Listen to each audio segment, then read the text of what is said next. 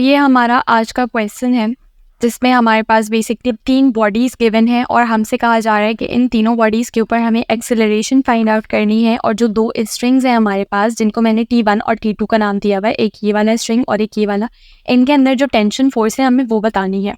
तो हमें सबसे पहले इस क्वेश्चन को सॉल्व करने के लिए हर एक बॉडी के ऊपर, यानी जो हमें गिवन है 5 kg, 4 kg और 3 kg, इनकी इंडिविजुअल फ्री बॉडी डायग्राम्स बनानी पड़ेंगी।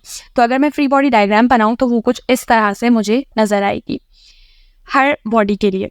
इसको अगर मैं आपको एक्सप्लेन करूँ तो देखिए 5 kg वाली बॉडी है, आपको ऊपर लिखा हुआ भी नज़र आ रहा होगा। उसके ऊपर 2 फोर्सेस हैं, एक है ये टेंशन फोर्स जो कि अपवर्ड है, जो कि रोप इसके ऊपर लगा रहा है, और एक डाउनवर्ड ग्रेविटेशन फोर्स होगा जो मैंने mg से रिप्रेजेंट किया हुआ है। सिमिलरली 3 kg वाली बॉडी के लिए एक अपवर्ड फोर्स होगी जो कि टेंशन फोर्स होगी, सेकेंड स्ट्रिंग T2 जो है, और एक डाउनवर्ड फोर्स होगी जो कि इसका ग्रेविटेशनल फोर्स होगी इसके ऊपर, जो कि mg है।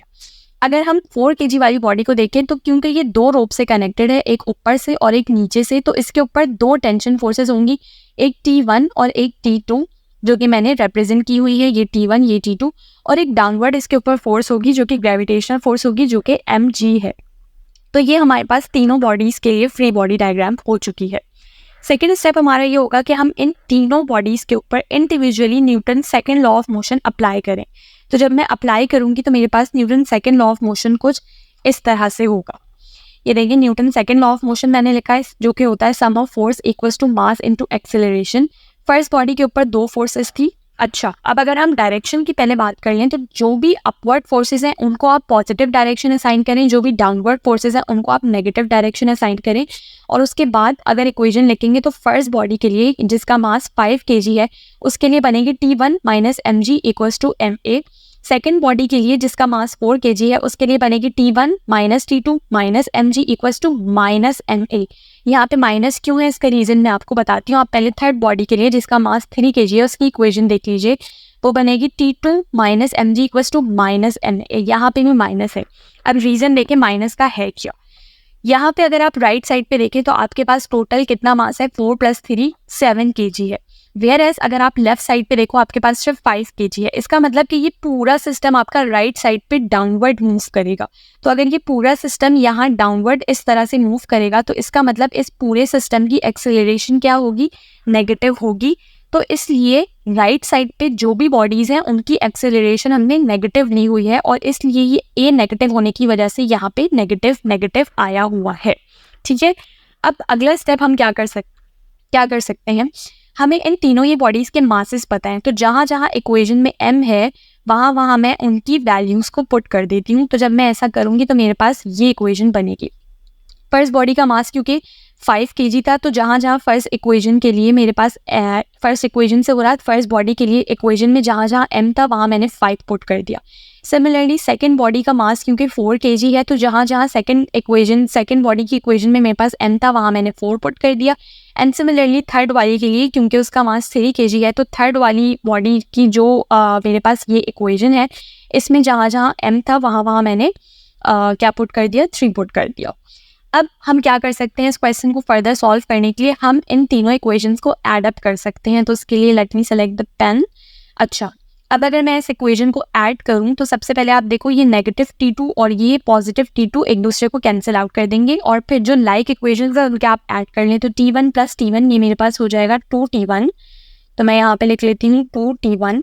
अब ये -5g minus 4g minus 3g will become -12g। तो यहाँ पे मैं लिख लेती हूँ -12g is equals to 5a minus 4a minus 3a will become -2a।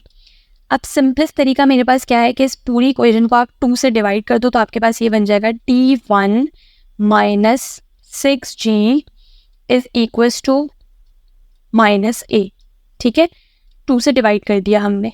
अब आप क्या करो, इस 6g को इक्वल्स टू के उधर ले जाओ, तो ये इक्वेशन बन जाएगी T1 is equals to 6g minus a। ठीक है, तो ये मेरे पास इक्वेशन बन गई है T1 के लिए। अब मैं क्या कर सकती हूँ कि मैं इस T1 की इक्वेशन को उठाकर इस फर्स्ट इक्वेशन में पुट कर देती हूँ। तो जब मैं ऐसा करूँगी तो ये इक्वेशन मेरे पास क्या बन जाएगी, T1 की आप वैल्यू पुट कर दो जो कि है 6g माइनस a। तो मैं पुट कर देती हूँ 6g minus a minus 5g as it is आया और इक्वल्स टू -5a भी एज इट इज़ आ गया, ठीक है। तो मैं लिख लेती हूँ 5a। अब a वाली टर्म्स को आपस में एक साथ आप सॉल्व कर लें, g वाली टर्म्स को एक साथ, तो ये 6g minus 5g will become g, और a को आप इक्वल्स टू के उस साइड पे ले जाओ तो ये 5a, और ये a जब उधर जाएगा तो ये प्लस a हो जाएगा, तो ये बन जाएगा आपके पास 6a, ठीक है। अब यहाँ से अगर मैं a निकालना चाहूँ तो मेरे पास a किसके इक्वल आ जाएगा, a इक्वल आ जाएगा मेरे पास g डिवाइडेड बाई 6 के। ऐसा ही है, बिल्कुल ऐसा ही है। तो ये हो जाएगा g डिवाइडेड बाई 6। अब मुझे पता है कि g मेरे पास क्या होता है, 9.8 होता है, तो मैं यहाँ पे g की वैल्यू पुट कर देती हूँ 9.8। आई थिंक पॉइंट आप लोग को दिख नहीं रहा होगा, अब सही दिख रहा है, डिवाइडेड बाई 6। तो जब आप इसको कैलकुलेटर में पुट करके एक्सेलरेशन की वैल्यू निकालेंगे तो आपके पास 9.8 डिवाइडेड बाई 6 इक्वल आ जाएगा 1.63 के।